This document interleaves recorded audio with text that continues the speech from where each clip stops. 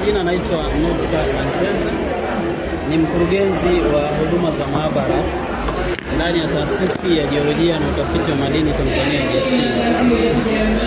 Napenda kwanza nichukue fursa hii kwa kifupi sana kuielezea jamii ya Watanzania juu ya uwepo wa huduma bobevu za maabara ndani ya nchi yetu. Huduma hizi zinatolewa na maabara ya Taasisi ya Jiolojia na Utafiti wa Madini Tanzania. Tuna uzoefu mkubwa katika eneo hili, na mwaka huu maabara yetu imetimiza miaka 100 katika uwanda au katika sekta ya madini.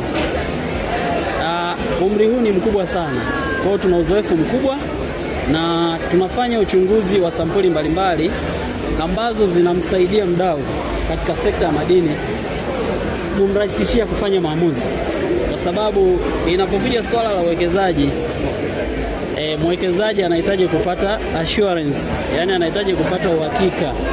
Je, niwekeze au nisiwekeze? Sasa uhakika ule tunampatia sisi. Utakapoleta sampuli zako kwa ajili ya uchunguzi, tutakupatia majibu ambayo yanaaminika, kwa sababu maabara yetu ina ithibati. Ithibati hii inatuwezesha sisi kwanza kujiamini katika utendaji kazi, lakini licha ya kujiamini, majibu tunayoyatoa tunaamini yana uhakika. Ukienda katika maabara yoyote duniani utapata majibu katika wigo ule ule au katika mawanda yale yale. Maabara ya Taasisi ya Jiolojia na Utafiti wa Madini Tanzania inajihusisha, mbali tu na chunguzi za sampuli mbalimbali za madini, inajihusisha pia na kufanya tafiti. Tafiti hizi zina mlengo mkubwa sana katika kumwezesha mchimbaji kuchimba kwa tija. Yaani tunaposema kuchimba kwa tija ni kumsaidia na kumrahisishia, kumwambia katika mbale hii unapohitaji kuichenjua, tumia uwiano huu wa kemikali ili uweze kupata mazao au uweze kupata madini katika kiwango ambacho ni kikubwa, yani kuimprove recovery ya madini kulingana na mbale anayochimba. Jambo hili limekuwa ni tatizo kubwa sana ndani ya taifa letu. Wachimbaji wengi wamekuwa wakipoteza madini katika mbale pasipo kuyapata, yani kufanya ile recovery inayotakiwa au optimal recovery. Sasa upotevu ule, JST tunayo dawa.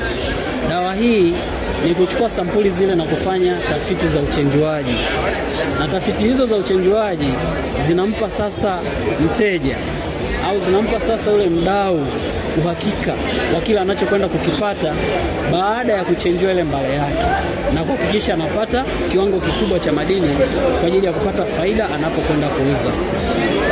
Tafiti hizo licha tu kwamba tunazifanya katika ngazi ya maabara, lakini vile vile tunao nafasi ya kumfikia mteja katika eneo lake, kumshauri kwa mujibu wa mbale iliyopo na kwa mujibu wa njia za uchenjuaji anazotumia. Tunao nafasi ya kumshauri, na katika kumshauri huko, lengo letu sisi ni kwamba aongeze tija. Anapoongeza tija katika uzalishaji, pato la taifa litakuwa, lakini na pato la kwake yeye mwenyewe kwa ngazi yake yeye na familia, atapata kipato ambacho kinastahili kwa mujibu wa mbale anayochimba. Mbali na tafiti hizo za uchenjuaji tunazofanya katika maabara yetu pia inafanya uzalishaji wa bidhaa. Tuna bidhaa aina mbili tunazozalisha. Tunazalisha vyungu vya kuoshea sampuli za dhahabu, yani crucibles, lakini vile vile tunazalisha vyungu hivyo vidogo ambavyo tunaita ni couples kwa ajili ya uchunguzi wa sampuli mbalimbali za dhahabu. Vyungu hivi sisi ndani ya taasisi tunavizalisha katika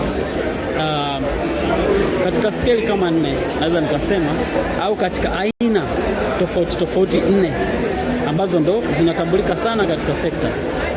Tuna size ya D40, tuna size ya D50, tuna size ya D55 na size ya D30. Viungo hivi mdau yeyote anaweza kuvitumia, hasa katika hizi maabara zinazojiendesha kibiashara. Kwa nitumie fursa hii kuwakaribisha wadau katika sekta ya madini kutumia huduma zinazotolewa na maabara ya JST. Na mbali zaidi au kwenda mbali zaidi na hapo, tukiitazama dira ya 2050, serikali imeweza kutupatia fursa au uwezo, na tumewezeshwa katika kuongeza na kuboresha miundombinu yetu. Kwa sasa tunajenga maabara ya kisasa kabisa, tunaita state of art geoscientific laboratory katika eneo la Kizota.